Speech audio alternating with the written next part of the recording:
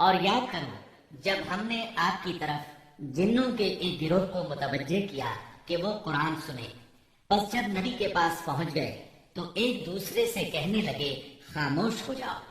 پھر جب تلاوت ختم ہو گئی تو اپنی قوم کو خبردار کرنے کے لیے واپس لوٹ گئے، کہنے لگے اے ہماری قوم، ہم نے یقیناً وہ کتاب سنی ہے جو موسیٰ کے بعد نازل کی گئی ہے، جو اپنے سے پہلی کتابوں کی تصدیق کرنے والی ہے، جو سچے دین اور راہ راست کی طرف راہبری کرتی ہے۔ اے ہماری قوم، اللہ کے بلانے والے کا کہا مانو، اس پر ایمان لاؤ تو اللہ تمہارے گناہ بخش دے گا اور تمہیں المناک عذاب سے پناہ دے گا۔ اس موقع پر جن آپ کے سامنے نہیں آئے تھے، نہ آپ نے ان کی آمد کو محسوس کیا تھا، بلکہ بعد میں اللہ نے وحی کے ذریعے سے آپ کو ان کے آنے اور قرآن سننے کی خبر دی۔ اس کے بعد تو جنوں کے پے در پے وفود حاضر ہونے لگے اور آپ سے ان کی آمنے سامنے ملاقاتیں ہوتی رہی۔ چند روز بعد رسول اللہ صلی اللہ علیہ وسلم نخلا سے نکل کر مکہ معظمہ روانہ ہوئے۔ آپ کو اللہ کی طرف سے کشادگی اور فراخی کی امید تھی، جبکہ قریش کی طرف سے شر اور گرفت کا ڈر بھی تھا، اس لیے آپ نے احتیاط فرمائی۔ مکہ معظمہ کے قریب پہنچ کر ہیرا میں ٹھہر گئے اور اخنس بن شریک کے پاس ایک آدمی بھیجا کہ وہ آپ کو پناہ دے، مگر اس نے معذرت کر لی کہ وہ حلیف ہے اور حلیف پناہ نہیں دے سکتا۔ پھر آپ نے سہیل بن عمرو کے پاس یہی پیغام بھیجا، مگر اس نے بھی یہ کہہ کر معذرت کر لی کہ اس کا تعلق بنی عامر سے ہے اور ان کی پناہ بنو کعب پر لاگو نہیں ہوتی۔ اب آپ نے مطعم بن عدی کو پیغام بھیجا۔ مطعم کا دادا نوفل بن عبد مناف نبی اکرم صلی اللہ علیہ وسلم کے جد اعلیٰ ہاشم بن عبد مناف کا بھائی تھا، اور عبد مناف قبیلہ قریش کی سب سے معزز شاخ تھی۔ چنانچہ مطعم نے جواب میں ہاں کر دی اور خود اپنے بیٹوں کے ساتھ ہتھیار بند ہو گیا اور آپ کو بلوا بھیجا۔ آپ تشریف لائے، مسجد حرام میں داخل ہوئے، پہلے خانہ کعبہ کا طواف کیا، پھر 2 رکعت نماز ادا کی، اس کے بعد گھر تشریف لے گئے۔ اس دوران میں مطعم بن عدی اور اس کی اولاد نے مسلح حالت میں آپ کو اپنے گھیرے میں لیے رکھا، اور مطعم نے قریش میں اعلان کیا کہ اس نے محمد صلی اللہ علیہ وسلم کو پناہ دے رکھی ہے۔ قریش نے اس کی اس پناہ کو منظور کیا۔ رسول اللہ صلی اللہ علیہ وسلم کا معمول تھا کہ جب حج کا زمانہ آتا اور قبائل عرب مکہ معظمہ کے قرب و جوار میں اترتے تو آپ ایک ایک قبیلے کے پاس جاتے، اسلام کی تبلیغ فرماتے، میلوں میں جا کر بھی واعظ فرماتے، قبائل کا دورہ بھی کرتے۔ طائف سے واپس آ کر آپ نے تبلیغی سرگرمیوں کا دائرہ وسیع کر دیا۔ آپ مختلف قبائل کے محلوں میں جاتے یا مکہ سے باہر چلے جاتے، اور کہیں نہ جا پاتے تو راستوں میں کھڑے ہو جاتے، جو مسافر بھی مل جاتا اسے اللہ کا پیغام سناتے۔ آپ کی تبلیغی کوششوں سے جہاں عام آدمیوں نے اسلام قبول کیا، وہاں اثر و رسوخ رکھنے والے خواص نے بھی اس نعمت کو حاصل کیا۔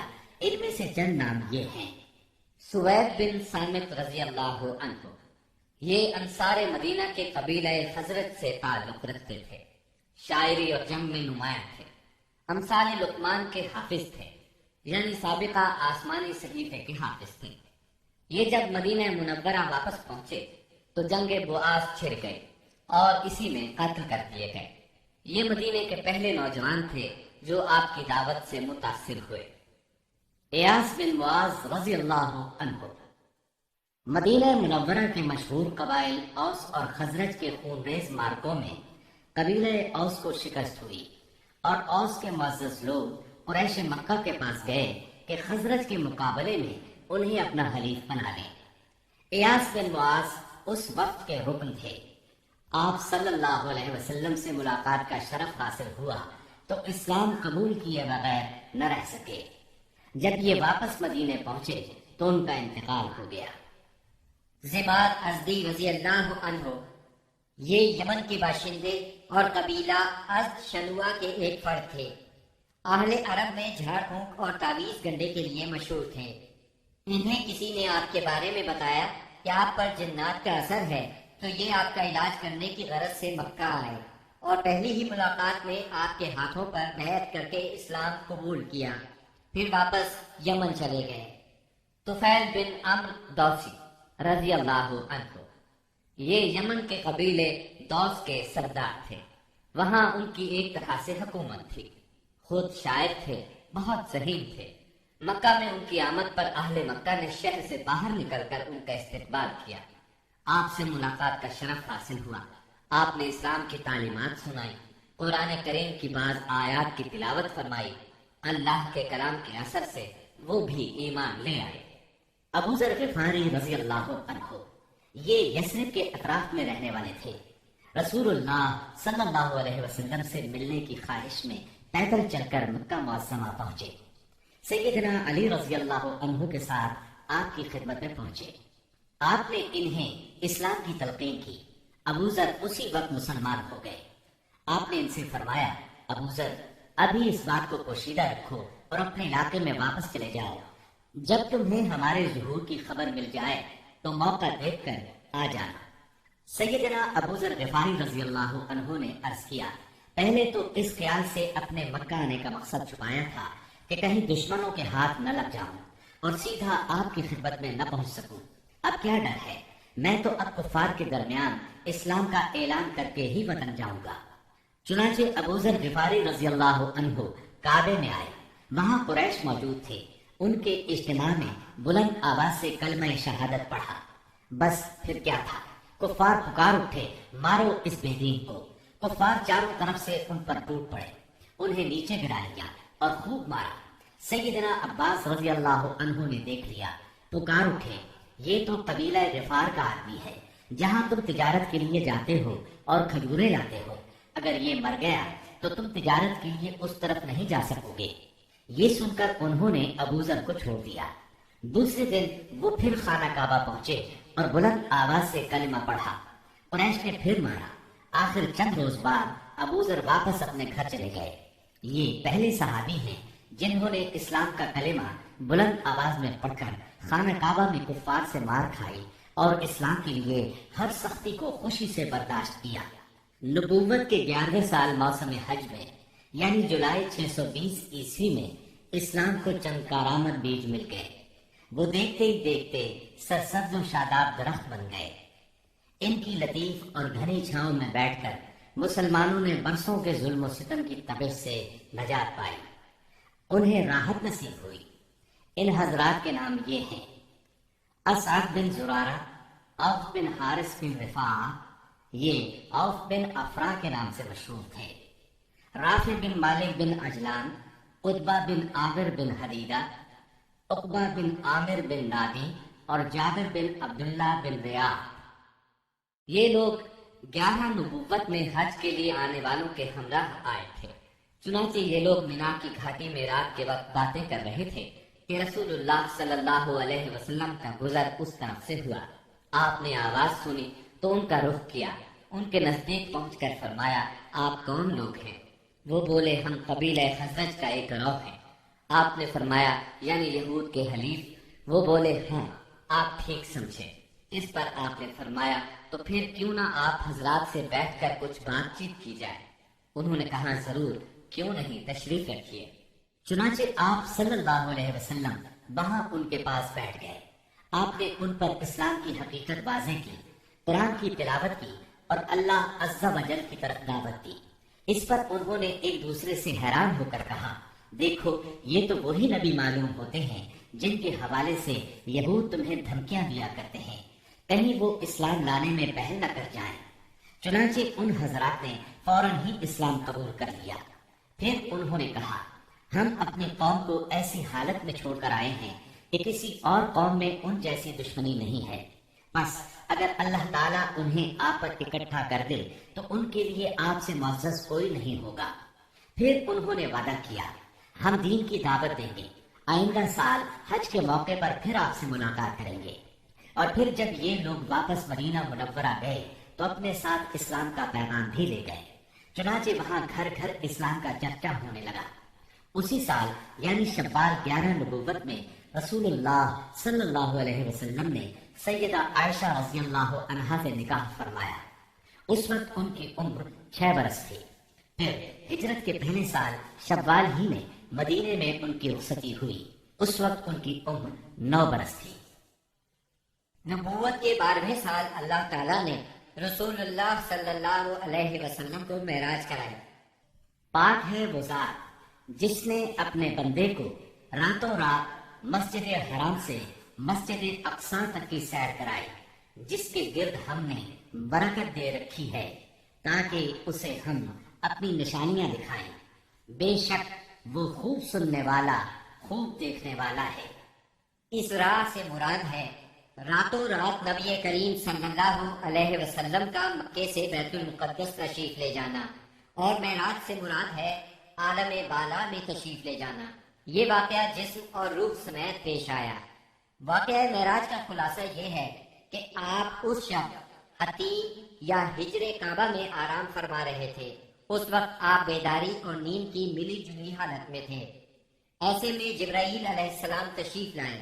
انہوں نے آپ کے سینہ مبارک کو چاک کیا اور آب زمزم سے دھو کر ایمان اور حکمت سے بھر دیا۔ پھر آپ کے سامنے سواری کے لیے براق لایا گیا، جو گھوڑے سے قدرے چھوٹا سفید رنگ کا جانور تھا۔ اس کی تیز رفتاری کی وجہ سے اسے براق کا نام دیا گیا۔ اس کا قدم جہاں تک نظر جاتی تھی وہاں پڑتا تھا۔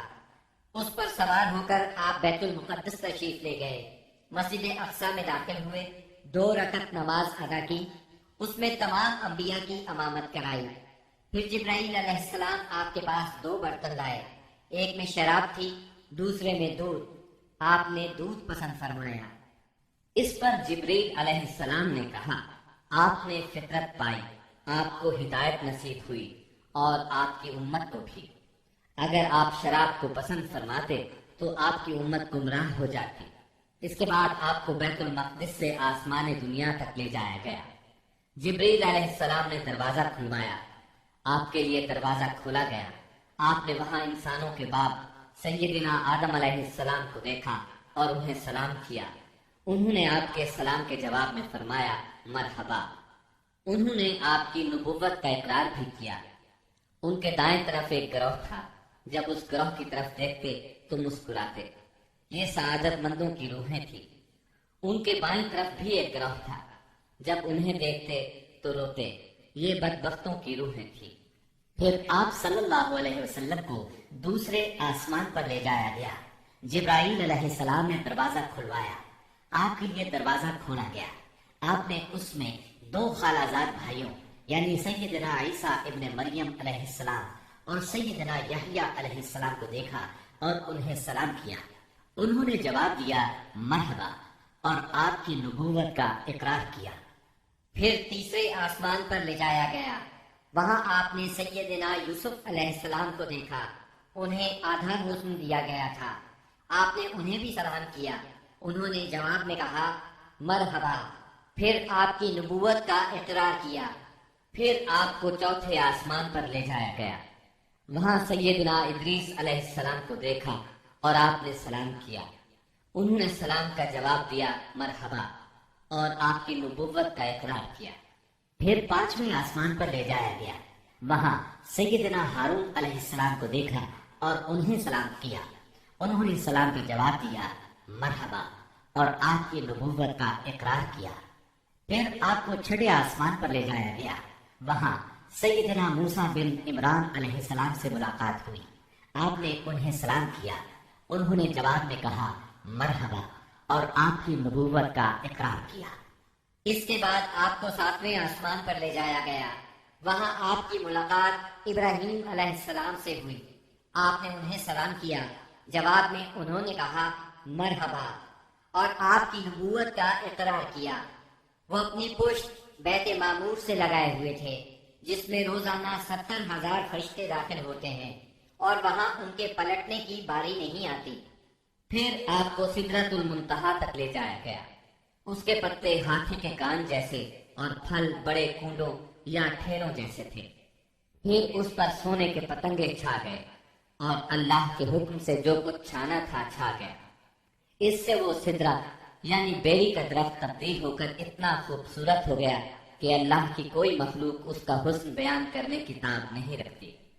پھر آپ کو جبار جل جلالہ کے حضور لے جایا گیا اور آپ باری تعالیٰ کے اتنے قریب ہو گئے کہ 2 کمانوں کے برابر یا اس سے بھی کم فاصلہ رہ گیا۔ اس وقت اللہ نے آپ پر اور آپ کی امت پر دن رات میں 5 نمازیں فرض فرمائی۔ اس میں شک نہیں کہ نماز اعلان نبوت کے ساتھ ہی فرض ہو گئی تھی، مگر اس وقت صرف فجر اور عصر کی 2 نمازیں فرض ہوئی تھیں۔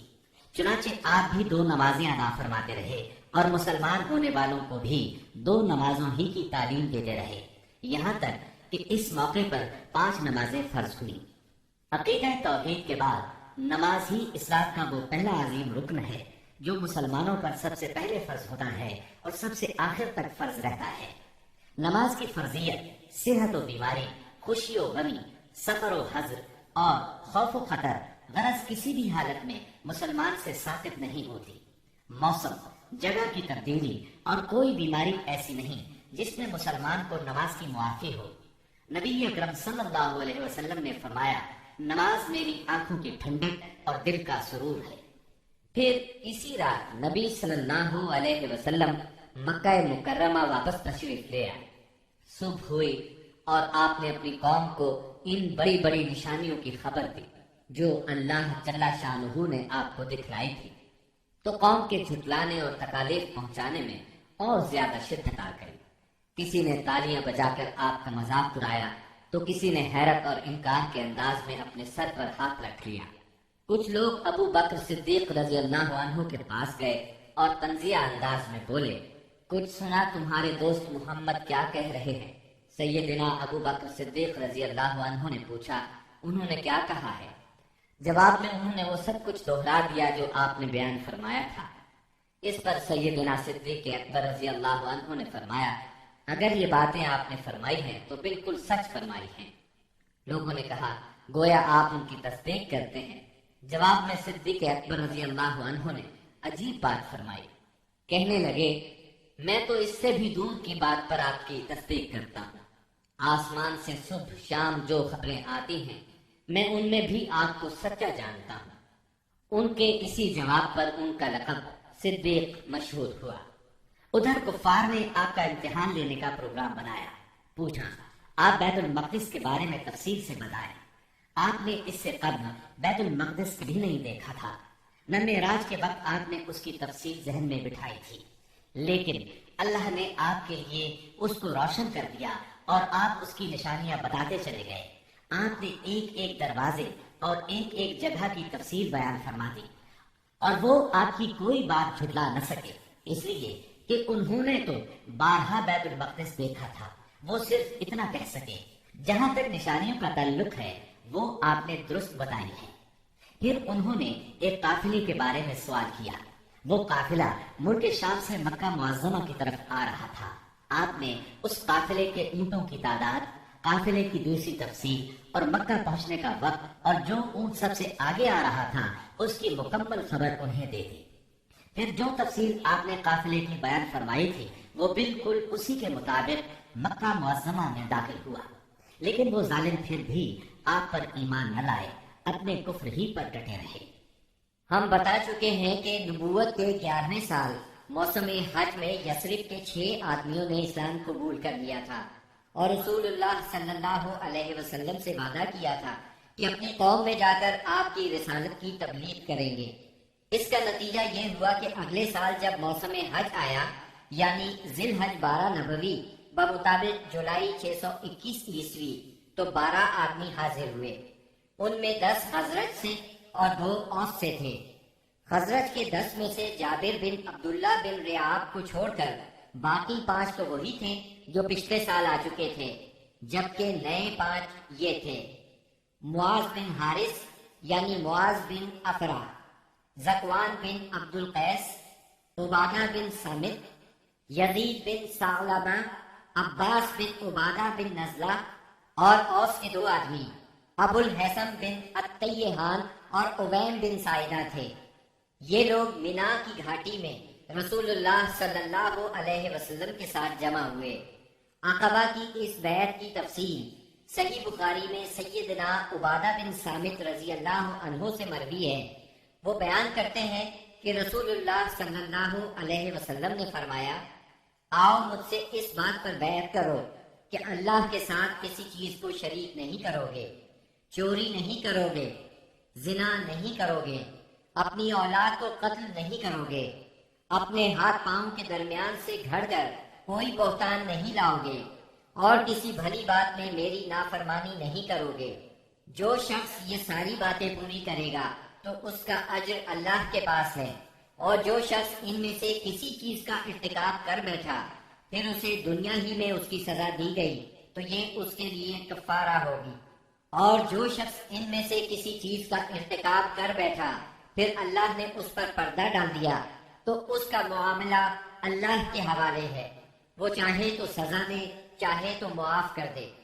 سیدنا عبادہ فرماتے ہیں کہ ہم نے اس پر آپ سے بیعت کی، بیعت پوری ہو گئی اور حج ختم ہو گیا تو نبی کریم صلی اللہ علیہ وسلم نے ان کے ساتھ مصعب بن عمیر رضی اللہ عنہ کو روانہ فرمایا تاکہ وہ لوگوں کو قرآن پڑھائیں اور دین سکھائیں۔ سیدنا مصعب بن عمیر رضی اللہ عنہ نے ابو امامہ اسعد بن زرارہ رضی اللہ عنہ کے گھر قیام فرمایا، پھر دونوں اسلام کی تبلیغ کے لیے سرگرم ہو گئے۔ اس کے بعد اگلے سال موسم حج سے پہلے مصعب بن عمیر رضی اللہ عنہ بہت سی کامیابیوں کی بشارتیں لیے مکہ معظمہ واپس آ گئے۔ موسم حج 13 نبوت میں یثرب کے 70 سے زیادہ مسلمان حج کی ادائیگی کے لیے مکہ تشریف لائے۔ یہ اپنی قوم کے مشرک حاجیوں میں شامل ہو کر آئے تھے۔ مسلمانوں نے طے کیا کہ رسول اللہ صلی اللہ علیہ وسلم کو مدینہ منورہ آنے کی دعوت دیں گے، چنانچہ یہ لوگ ایام تشریق کے درمیانے روز یعنی 12 ذی الحجہ کو رات کے وقت جمرہ عقبہ کے پاس گھاٹی میں جمع ہوئے۔ یہ کل 75 آدمی تھے، 62 خزرج کے اور 11 اوس کے، ان کے ساتھ 2 عورتیں بھی تھیں، اور یہ اجتماع بالکل خفیہ طریقے سے ہوا۔ نبی اکرم صلی اللہ علیہ وسلم اپنے چچا سیدنا عباس رضی اللہ عنہ کے ساتھ ان لوگوں کے پاس پہنچے۔ سیدنا عباس رضی اللہ عنہ ابھی تک مسلمان نہیں ہوئے تھے، لیکن اپنے بھتیجے کے معاملے میں اطمینان چاہتے تھے، اس لیے سب سے پہلے انہوں نے ہی بات کی۔ بولے، رسول اللہ صلی اللہ علیہ وسلم اپنی قوم اور اپنے شہر میں عزت اور حفاظت کے ساتھ ہیں، لہٰذا اگر تمہارا یہ خیال ہے کہ تم انہیں جس چیز کی طرف بلا رہے ہو اسے نبھاؤ گے اور انہیں ان کے مخالفین سے بچا لو گے تو تم نے جو ذمہ داری اٹھائی ہے اسے اچھی طرح جان لو، ورنہ ابھی سے انہیں چھوڑ دو۔ ان کے جواب میں اہل یثرب کے ترجمان سیدنا برا بن معرور رضی اللہ عنہ نے کہا، ہم رسول اللہ صلی اللہ علیہ وسلم سے سچے دل سے وفاداری کا ارادہ رکھتے ہیں، اپنی جانیں ان پر نچھاور کر دیں گے، لہٰذا اے اللہ کے رسول آپ بات کیجئے اور اپنے رب کے لیے اور اپنے لیے جو عہد و پیمان پسند ہو لے لیجئے۔ اس کے بعد رسول اللہ صلی اللہ علیہ وسلم نے گفتگو فرمائی، آپ نے قرآن کریم کی تلاوت فرمائی، پھر ان حضرات کو اللہ کی طرف دعوت دی، اسلام کی طرف رغبت دلائی اور اپنے رب کے لیے عہد دیا۔ فرمایا، تنہا اسی کی عبادت کرو اور اس کے ساتھ کسی کو شریک نہ کرو۔ اس پر اہل یثرب نے کہا، ہم کس چیز پر آپ سے بیعت کریں؟ نبی کریم صلی اللہ علیہ وسلم نے فرمایا، چستی اور سستی ہر حالت میں بات سنو گے اور مانو گے، تنگی اور خوشحالی ہر حال میں مال خرچ کرو گے، بھلائی کا حکم دو گے اور برائی سے روکو گے، اللہ کے راستے میں اٹھ کھڑے ہوگے اور اس سلسلے میں کسی ملامت کرنے والے کی ملامت کی پرواہ نہیں کرو گے، اور جب میں تمہارے پاس آ جاؤں تو میری مدد کرو گے، اور جس چیز سے اپنی جان اور اپنے بال بچوں کی حفاظت کرتے ہو اسی سے میری حفاظت کرو گے اور تمہارے لیے جنت ہے۔ سیدنا عبادہ رضی اللہ عنہ فرماتے ہیں کہ ہم نے آپ سے اس بات پر بھی بیعت کی کہ حکومت کے بارے میں اہل حکومت سے جھگڑا نہیں کریں گے۔ اس پر سیدنا برا بن معرور رضی اللہ عنہ نے آپ کا ہاتھ پکڑا اور عرض کیا، ہاں اس ذات کی قسم جس نے آپ کو حق کے ساتھ بھیجا ہے، ہم یقیناً اس چیز سے آپ کی حفاظت کریں گے جس سے اپنے بال بچوں کی حفاظت کرتے ہیں، لہذا آپ ہم سے بیعت لیجئے۔ اتنے میں سیدنا ابو الحسن بن تیہان رضی اللہ عنہ نے بات کاٹتے ہوئے کہا، اے اللہ کے رسول، ہمارے اور کچھ لوگوں کے درمیان عہد و پیمان کی رسیاں ہیں، اور اب ہم ان رسیوں کو کاٹنے والے ہیں، تو کہیں ایسا نہ ہو کہ ہم تو یہ رسیاں کاٹ ڈالیں، ادھر اللہ آپ کو غلبہ عطا کر دے تو آپ ہمیں چھوڑ کر اپنی قوم میں آ جائیں۔ یہ سن کر آپ مسکرائے، پھر فرمایا، نہیں، بلکہ آپ لوگوں کا خون میرا خون اور آپ لوگوں کی بربادی میری بربادی ہے۔ میں آپ لوگوں سے ہوں اور آپ لوگ مجھ سے ہیں۔ جس سے آپ جنگ کریں گے میں بھی اس سے جنگ کروں گا، جس سے آپ صلح کریں گے میں بھی اس سے صلح کروں گا۔ ابھی آپ نے یہ الفاظ فرمائے ہی تھے کہ ٹھیک اسی وقت سیدنا عباس بن عبادہ بن نزلہ رضی اللہ عنہ آگے بڑھے اور بولے، آپ لوگ جانتے ہیں کہ ان سے کس بات پر بیعت کر رہے ہیں؟ ان سے سرخ و سیاہ یعنی سارے انسانوں سے جنگ پر بیعت کر رہے ہیں۔ میرا مطلب ہے اس بیعت کے بعد ہم سب لوگوں سے جنگ مول لے لیں گے۔ اس لیے اگر آپ کو اندازہ ہے کہ جب آپ کے اموال کا صفایا کر دیا جائے گا اور آپ کے معزز لوگ قتل کر دیے جائیں گے تو آپ ان کا ساتھ چھوڑ دیں گے۔ اگر ایسا کرنا ہے تو پھر ابھی ساتھ چھوڑ دیں، کیونکہ اس طرح دنیا اور آخرت کی رسوائی ملے گی۔ اور اگر آپ لوگوں کا خیال یہ ہے کہ مال کی تباہی اور معزز لوگوں کے قتل کے باوجود عہد نبھائیں گے تو پھر انہیں لے لیجیے، کیونکہ یہ اللہ کی قسم دنیا و آخرت کی بھلائی ہے۔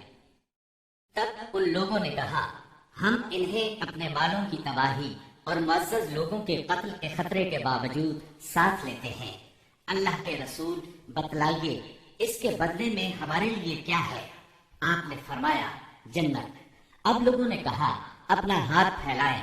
آپ نے ہاتھ پھیلا دیا، سب لوگ بیعت کے لیے لپکے، مگر عین اس لمحے آپ کا ہاتھ اسد بن زرارہ رضی اللہ عنہ نے پکڑ لیا اور کہا، اہل یثرب ذرا ٹھہرو، ہم آپ کی خدمت میں لمبا سفر کر کے اس یقین کے ساتھ حاضر ہوئے ہیں کہ آپ اللہ کے رسول ہیں۔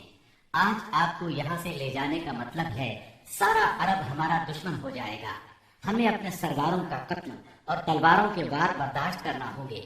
اب اگر آپ سب لوگ یہ بات برداشت کرنے کے لیے تیار ہیں تو انہیں لے لیں، اس صورت میں آپ کا اجر اللہ کے ہاں ہے، اور اگر آپ لوگوں کو اپنے بارے میں کوئی اندیشہ ہے تو انہیں ابھی چھوڑ دیں، یہ عذر اللہ کے نزدیک زیادہ قابل قبول ہوگا۔ یہ سن کر لوگوں نے کہا، اسد اپنا ہاتھ ہٹائیے، اللہ کی قسم نہ ہم اس بیعت کو چھوڑ سکتے ہیں نہ توڑ سکتے ہیں۔ اس کے بعد ایک ایک آدمی نے اٹھ کر بیعت کی۔ راجہ ترین قول کے مطابق سب سے پہلے بیعت کرنے والے خود اسد بن زرارہ رضی اللہ عنہ تھے۔ ایک قول یہ بھی ہے کہ سب سے پہلے بیعت ابو الحسن بن تیہان نے کی۔ ایک تیسرا قول یہ ہے کہ سیدنا برا بن معرور نے سب سے پہلے بیعت کی۔ دونوں عورتوں کی بیعت صرف زبان سے ہوئی، ان سے آپ نے مصافحہ نہیں فرمایا، بلکہ فرمایا بس ان کی بیعت ہو گئی، میں عورتوں سے مصافحہ نہیں کرتا۔ بیعت مکمل ہو چکی تو رسول اللہ صلی اللہ علیہ وسلم نے فرمایا، اپنے میں سے 12 نقیب پیش کریں جو اپنی قوم کے نگران ہوں گے، ان کے معاملات کے ذمہ دار ہوں گے۔ اس پر 9 آدمی خزرج سے اور 3 آدمی اوس سے منتخب کیے گئے۔ جب ان کا انتخاب ہو چکا تو رسول اللہ صلی اللہ علیہ وسلم نے فرمایا، آپ لوگ اپنی قوم کے تمام معاملات کے ذمہ دار ہیں، جس طرح عیسیٰ علیہ السلام کے حواری ان کی طرف سے کفیل ہوئے تھے، اور میں اپنی قوم یعنی مسلمانوں کا کفیل ہوں۔ ان سب نے ایک زبان ہو کر کہا، جی ہاں۔ تو یہ تھی دوسری بیعت عقبہ۔ یہ نبی صلی اللہ علیہ وسلم کی زندگی میں اب تک کی سب سے بڑی بیعت تھی۔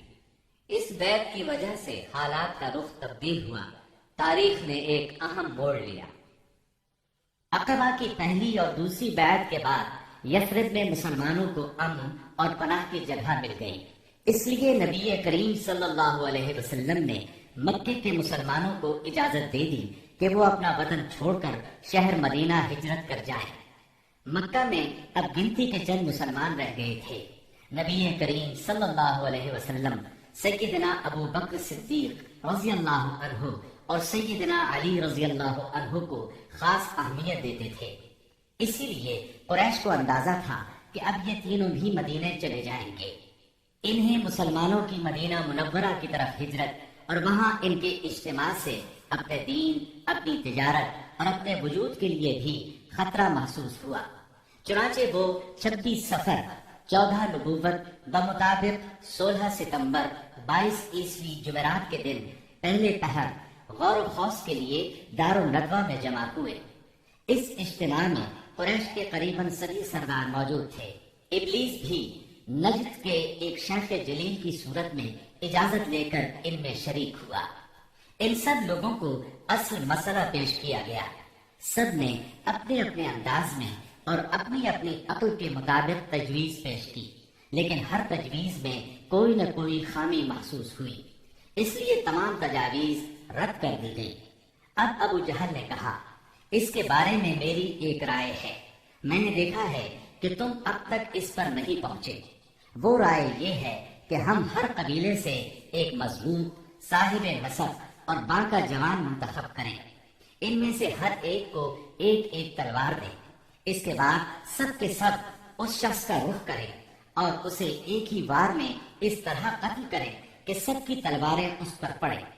اس طرح اس کا خون سارے قبائل میں بکھر جائے گا اور عبد مناف سارے قبیلوں سے جنگ نہیں کر سکیں گے، اس لیے دیت یعنی خون بہا لینے پر راضی ہو جائیں گے اور وہ ہم انہیں دے دیں گے۔ شیخ نجدی یعنی ابلیس نے فوراً کہا، یہ ہوئی بات جو اس جوان نے کہی، رائے ہو تو ایسی، باقی سب بیکار۔ باقی لوگوں نے بھی اس رائے کو منظور کیا اور پھر اس کی تیاری میں لگ گئے۔ ابو جہل کے اس شیطانی منصوبے پر عمل کرنے کے لیے ایک رات سب قبیلوں کے بہادر ہاتھوں میں تلواریں لیے رسول اللہ صلی اللہ علیہ وسلم کے گھر کے چاروں طرف چھپ کر کھڑے ہو گئے۔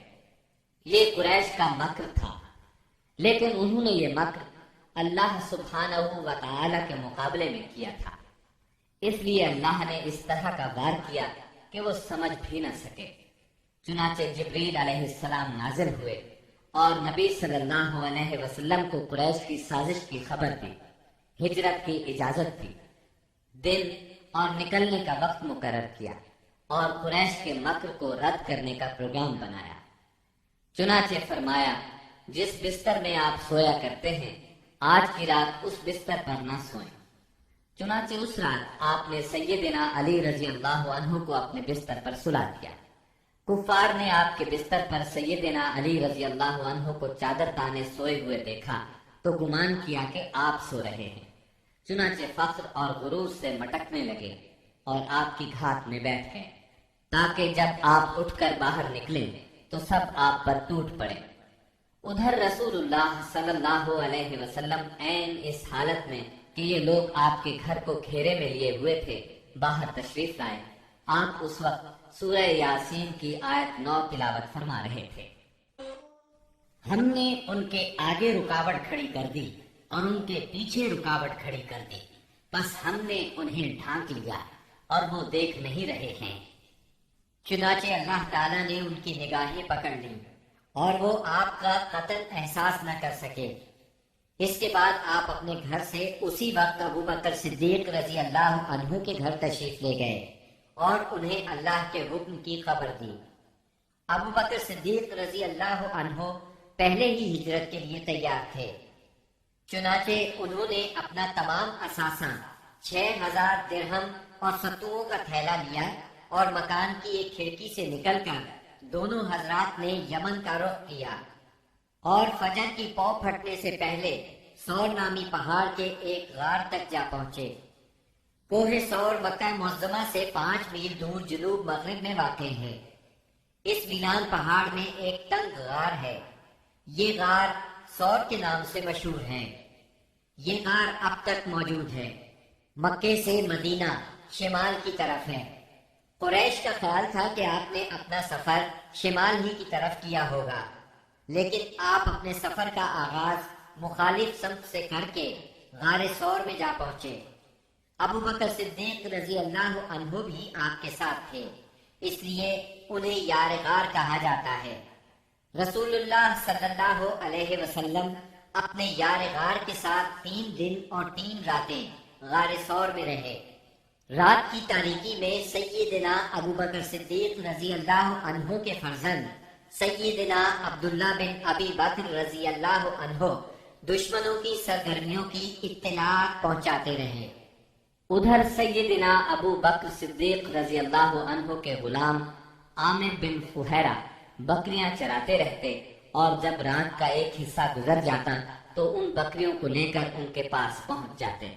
اس طرح دونوں حضرات دودھ نوش فرما لیتے۔ پھر صبح سویرے ہی عامر بن فہیرہ بکریاں ہانک کر چل دیتے، اور وہ بکریوں کو عبداللہ بن ابی بکر رضی اللہ عنہ کے قدموں کے نشانات پر سے لے جاتے تاکہ وہ نشانات مٹ جائیں۔ باقی رہے قریش تو ان کے جوان رسول اللہ صلی اللہ علیہ وسلم کے اٹھنے کے انتظار میں گھر کو گھیرے بیٹھے رہے، یہاں تک کہ صبح ہو گئی۔ صبح ہونے پر جب سیدنا علی رضی اللہ عنہ آپ کے بستر سے اٹھے تو قریش کے ہوش اڑ گئے۔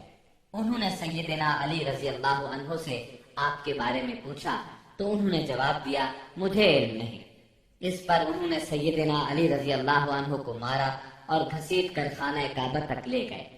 کچھ دیر قید رکھا، پھر جب محسوس کیا کہ انہیں قید میں رکھنے کا کوئی فائدہ نہیں تو چھوڑ دیا۔ اس کے بعد یہ لوگ سیدنا صدیق اکبر رضی اللہ عنہ کے گھر آئے۔ ان کی صاحبزادی سیدہ اسماء رضی اللہ عنہا سے ان کے بارے میں پوچھا۔ انہوں نے فرمایا، مجھے معلوم نہیں۔ اس پر خبیث ابو جہل نے ان کے رخسار پر اس زور کا تماچا مارا کہ کان کی بالی گر گئی۔ پھر انہوں نے ہر طرف آپ کی تلاش شروع کر دی اور یہ اعلان بھی کیا، جو کوئی ان دونوں کو زندہ یا مردہ حاضر کرے اسے ہر ایک کے بدلے 100 اونٹ انعام میں دیے جائیں گے۔ اس طرح بہت سے لوگ انعام کے لالچ میں نکل کھڑے ہوئے۔ کچھ تلاش کرنے والے غار ثور تک بھی جا پہنچے۔ وہ غار کے اس قدر نزدیک پہنچ گئے کہ اگر جھک کر نیچے دیکھ لیتے تو انہیں دیکھ لیتے۔ یہ صورتحال دیکھ کر سیدنا ابو بکر صدیق رضی اللہ عنہ فکر مند ہوئے۔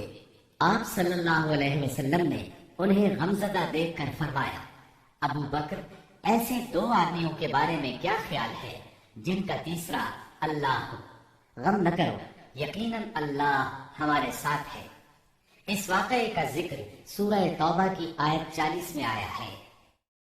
اگر تم اس کی مدد نہ کرو گے تو اس کی اللہ نے مدد کی ہے، جس وقت انہیں کافروں نے نکالا تھا کہ وہ 2 میں سے دوسرا تھا، جبکہ وہ دونوں غار میں تھے۔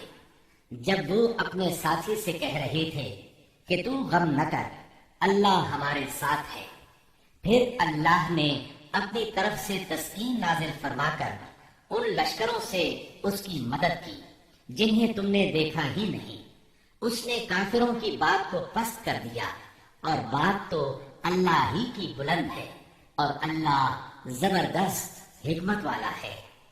پیر کی رات ربیع الاول یکم ہجری کو نبی کریم صلی اللہ علیہ وسلم غار ثور سے باہر تشریف لائے۔ آپ نے ایک شخص عبداللہ بن عریقت کو اجرت پر رہنمائی کے لیے مقرر کر لیا تھا۔ یہ شخص اگرچہ قریش کے دین پر تھا، لیکن اس پر آپ کو اعتماد تھا۔ وہ وعدے کے مطابق 2 سواریاں لیے جبل ثور کے دامن میں آ گیا، اور رسول اللہ صلی اللہ علیہ وسلم اور سیدنا ابو بکر صدیق رضی اللہ عنہ نے کوچ کیا۔ ان کے ساتھ عامر بن فہیرہ بھی تھے۔ عبداللہ بن عریقت آپ کو لیے پہلے جنوب کی جانب یمن کے رخ پر دور تک چلا، پھر مغرب کی طرف مڑا اور ساحل سمندر کا رخ کیا۔ ساحل کے قریب پہنچ کر وہ شمال کی طرف مڑ گیا اور ایک ایسے راستے پر چلا کہ اس پر کوئی مشکل ہی سفر کرتا تھا۔ دوسرے دن یہ مختصر سا قافلہ ایک خیمے کے پاس پہنچا۔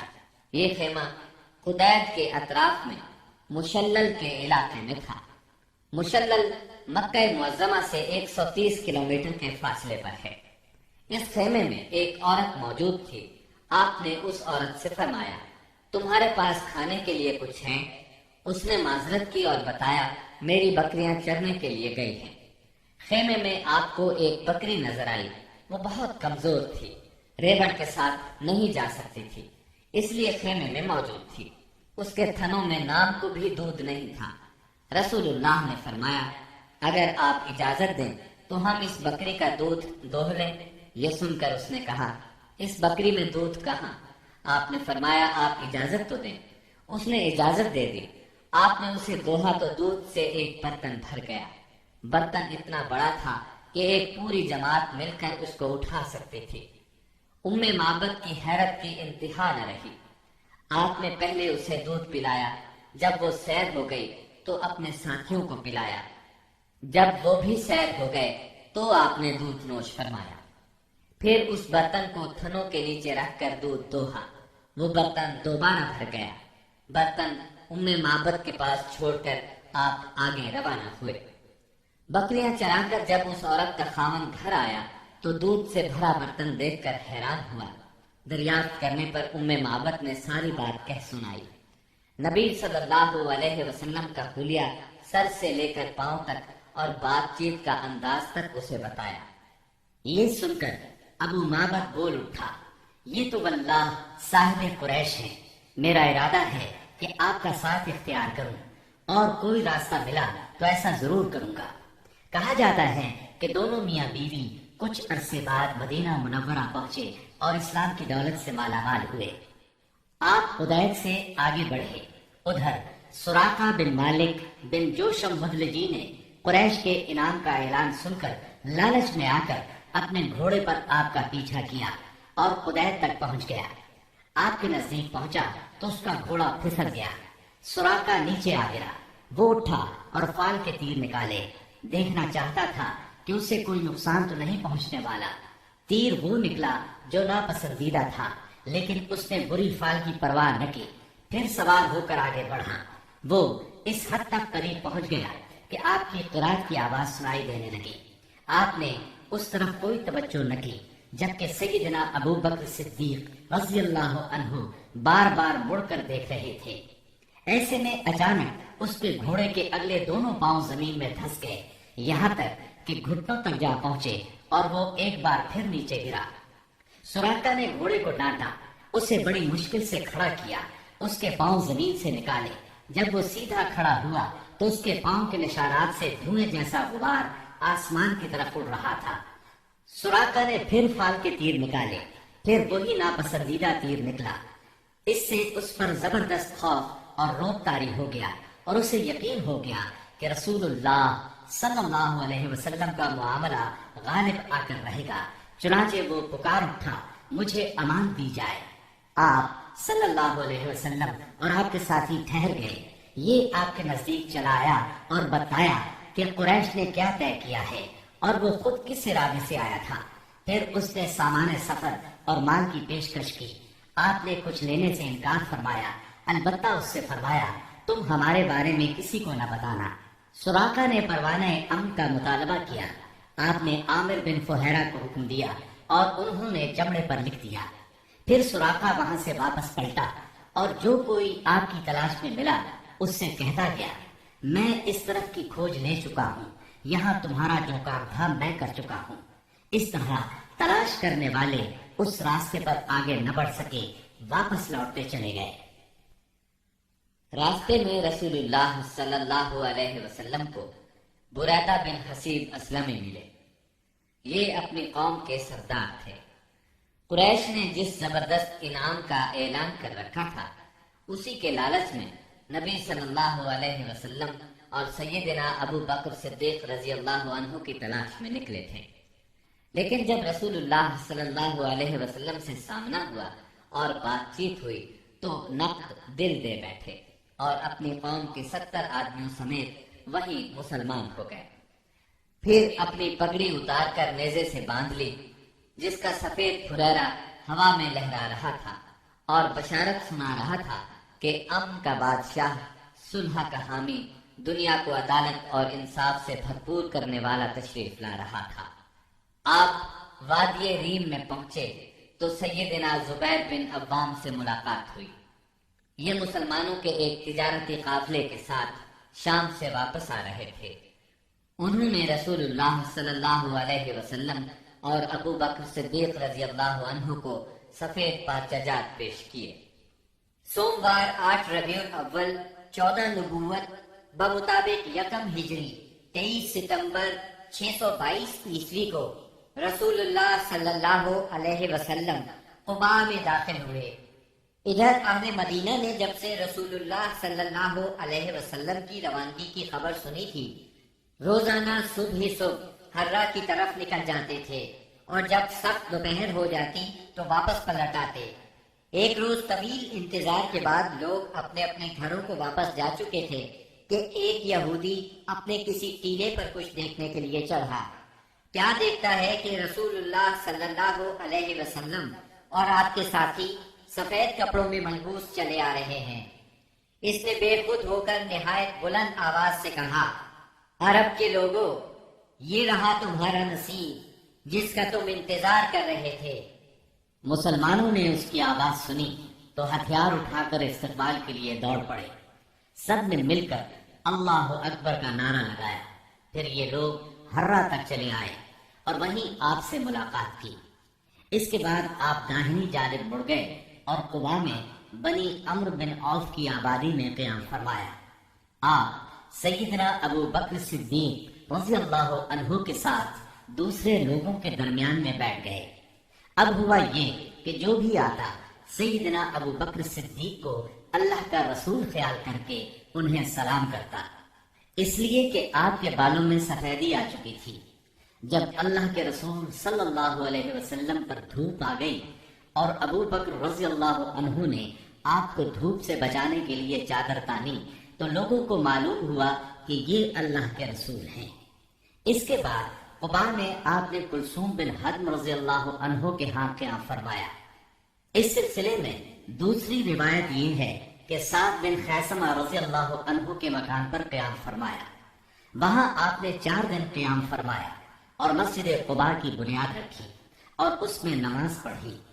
نبی اکرم صلی اللہ علیہ وسلم نے فرمایا، جو شخص قباء میں 2 رکعت نماز پڑھے اسے عمرے کا ثواب ہوگا۔ نبی کریم صلی اللہ علیہ وسلم کے بعد سیدنا علی رضی اللہ عنہ مکہ مکرمہ میں 3 روز ٹھہرے۔ اس دوران میں مکے کے لوگوں کی جو امانتیں رسول اللہ صلی اللہ علیہ وسلم کے پاس تھیں ان کو ادا کیا، پھر پیدل چل پڑے اور قباء میں رسول اللہ صلی اللہ علیہ وسلم سے آ ملے۔ انہوں نے کلثوم بن حدم رضی اللہ عنہ کے مکان پر قیام کیا۔ رسول اللہ صلی اللہ علیہ وسلم 5ویں دن یہاں سے روانہ ہوئے۔ یہ جمعے کا دن تھا۔ اللہ کے حکم پر روانہ ہوئے۔ ابو بکر صدیق رضی اللہ عنہ آپ کے پیچھے بیٹھے تھے۔ آپ نے اپنے ننھیال بنو نجار کے پاس پیغام بھجوایا۔ وہ لوگ تلواریں لٹکائے حاضر ہوئے۔ آپ نے ان کی معیت میں مدینہ منورہ کی طرف کوچ فرمایا۔ آپ بنو سالم بن عوف کی بستی میں پہنچے تو جمعے کا وقت ہو گیا۔ آپ نے وہیں بطن وادی میں جمعے کی نماز پڑھائی جس میں 100 آدمی شریک تھے۔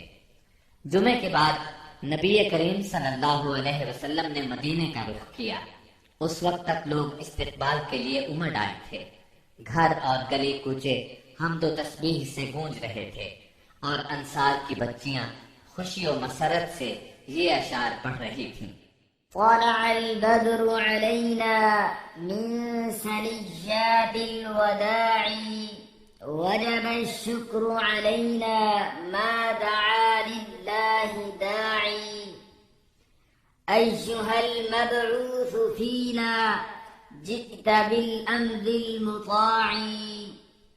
ہم پر مدینے کے اطراف سے چودھری کا چاند طلوع ہوا۔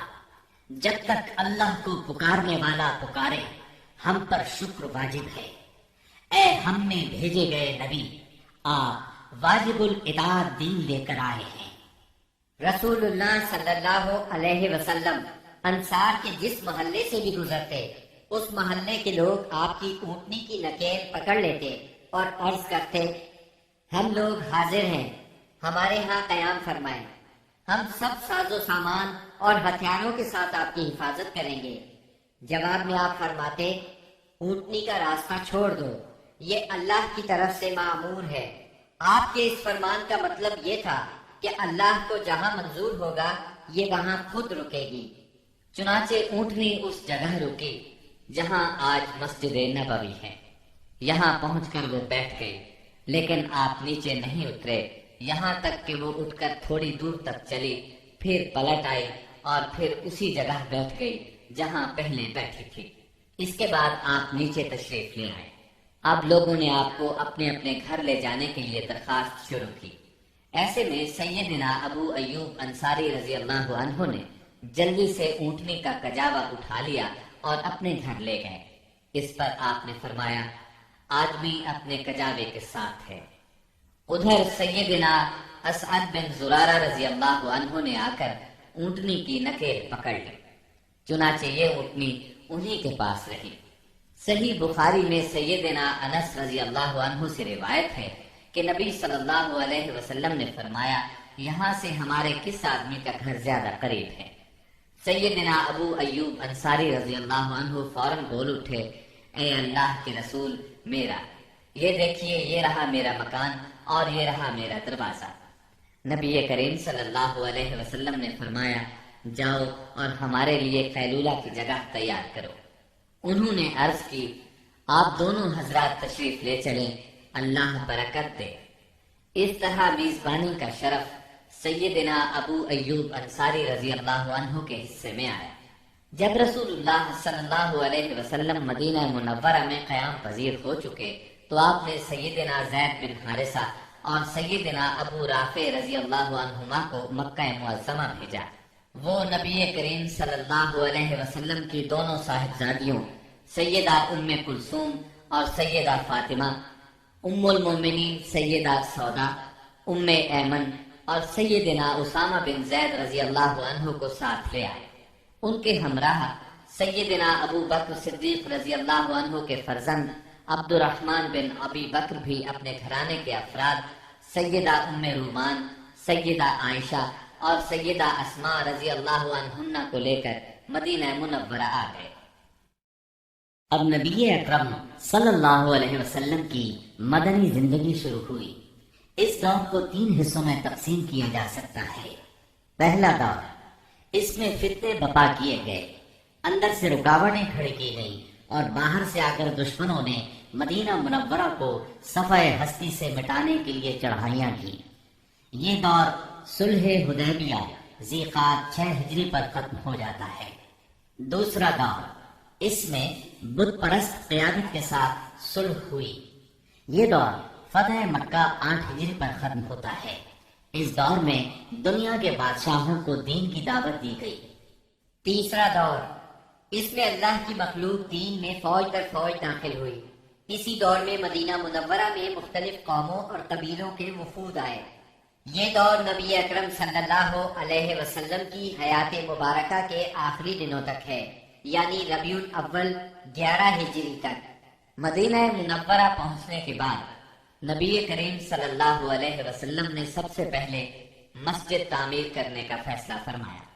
جس جگہ آپ کی اونٹنی بیٹھی تھی وہ جگہ بنو نجار کے 2 یتیم بچوں سہل اور سہیل کی تھی۔ آپ نے اس زمین پر مسجد بنانے کا ارادہ فرمایا۔ آپ نے بنو نجار کے لوگوں کو بلا بھیجا۔ وہ حاضر خدمت ہوئے تو آپ نے ان سے مسجد کی تعمیر کی بات کی۔ انہوں نے زمین بطور ہبہ قبول کرنے کی درخواست کی، لیکن آپ نے اس زمین کو بغیر قیمت کے لینا پسند نہ فرمایا۔ آپ نے یہ زمین قیمتاً خریدی اور بنفس نفیس مسجد کی تعمیر میں شریک ہوئے۔ اس زمین میں مشرکین کی چند قبریں اور غرقد کے چند درخت بھی تھے۔ رسول اللہ صلی اللہ علیہ وسلم نے مشرکین کی یہ قبریں اکھڑوا دی اور کھجوروں اور درختوں کو کاٹ کر قبلے کی جانب لگا دیا۔ پھر مسجد کی تعمیر شروع ہوئی۔ آج اس مسجد کو دنیا اسلام مسجد نبوی کہتی ہے۔ نبی اکرم صلی اللہ علیہ وسلم نے مسجد کے بازو میں چند مکانات بھی تعمیر کیے جن کی دیواریں کچی اینٹوں کی تھیں۔ ان پر کھجور کے تنے رکھے گئے، پھر ان پر کھجور کی شاخیں اور پتے بچھائے گئے۔ یہ ازواج مطہرات کے حجرے تھے۔ ان حجروں کی تعمیر مکمل ہو جانے کے بعد آپ صلی اللہ علیہ وسلم سیدنا ابو ایوب انصاری رضی اللہ عنہ کے مکان سے یہاں منتقل ہوئے۔ مسجد نبوی صرف اسلامی تعلیم کی ادائیگی کے لیے نہیں تھی، بلکہ یہ ایک یونیورسٹی تھی جس میں مسلمان اسلامی تعلیم حاصل کرتے تھے۔ اس مسجد کا صحن ایک ایسی جگہ تھی جس میں مدتوں جاہلانہ نفرت، عداوت، کشاکش اور باہمی لڑائیوں سے دوچار رہنے والے قبائل کے افراد اب میل ملاپ اور پیار و محبت سے بیٹھتے، دین کی تعلیم حاصل کرتے اور یہ تعلیم اپنی عورتوں تک پہنچاتے تھے۔ یہ ایک مرکز تھا۔ اسی مرکز سے اس ننھی سی اسلامی ریاست کا نظام چلایا جاتا تھا اور مختلف قسم کی مہمات یہاں سے بھیجی جاتی تھی۔ اس کے علاوہ اس کی حیثیت ایک پارلیمنٹ کی بھی تھی جس میں مجلس شورا اور مجلس انتظامیہ کے اجلاس منعقد ہوتے تھے۔ ان تمام امور کے ساتھ ساتھ مسجد نبوی فقراء اور مساکین کی ایک کافی بڑی تعداد کا ٹھکانہ بھی تھی۔ یہ وہ لوگ تھے جن کا کوئی مکان نہیں تھا، جن کے پاس کوئی مال تھا، نہ بیوی بچے تھے۔ انہی اصحاب کو اصحاب صفہ کہا جاتا ہے۔ اب مسلمان پانچوں نمازیں باجماعت ادا کرنے کے لیے حاضر ہو رہے تھے اور اس کے لیے وہ وقت کا اندازہ لگاتے تھے، مگر دقت یہ تھی کہ کوئی بہت پہلے آ جاتا تھا تو کوئی دیر سے پہنچتا۔ چنانچہ نبی کریم صلی اللہ علیہ وسلم اور مسلمانوں نے مشورہ کیا کہ کوئی ایسی علامت اختیار کی جائے جس سے سب کو وقت کا پتہ چل جائے۔ سیدنا عمر رضی اللہ عنہ نے کہا، کیوں نہ کسی آدمی کو بھیج دیا جائے جو الصلاۃ جامعۃ یعنی نماز جمع کرنے والی ہے پکار دیا کرے۔ رسول اللہ صلی اللہ علیہ وسلم نے یہی رائے قبول کی اور اسی پر عمل کیا۔ پھر عبداللہ بن زید بن عبد ربہ انصاری رضی اللہ عنہ نے خواب میں اذان سنی اور آ کر رسول اللہ صلی اللہ علیہ وسلم کو خبر دی۔ آپ نے فرمایا، یہ سچا خواب ہے۔ پھر آپ نے حکم فرمایا کہ وہ سیدنا بلال رضی اللہ عنہ کو یہ کلمات القاء کرتے جائیں اور بلال پکارتے جائیں، کیونکہ ان کی آواز زیادہ بلند اور سریلی ہے۔ چنانچہ سیدنا بلال رضی اللہ عنہ نے اذان کہی۔ ان کی آواز سن کر سیدنا عمر رضی اللہ عنہ اپنی چادر گھسیٹتے ہوئے آئے اور بولے، اے اللہ کے رسول، اللہ کی قسم میں نے بھی خواب میں یہی الفاظ سنے ہیں۔ اس سے اس خواب کی مزید تائید ہو گئی اور اسی روز سے یہ اذان اسلام کا شعار بن گئی۔ مسجد کی تعمیر سے فارغ ہو کر رسول اللہ صلی اللہ علیہ وسلم کو ان مہاجرین کی فکر لاحق ہوئی جو مکہ معظمہ سے بے سر و سامان نکلے تھے، صرف ایمان اور اسلام کی دولت ساتھ لائے تھے۔ چنانچہ آپ نے مہاجرین اور انصار کے درمیان رشتہ اخوت یعنی بھائی چارہ قائم کرنے کی طرف توجہ فرمائی۔ آپ نے انصار کو سیدنا انس بن مالک رضی اللہ عنہ کے گھر جمع فرمایا۔ مہاجرین کی تعداد 45 تھی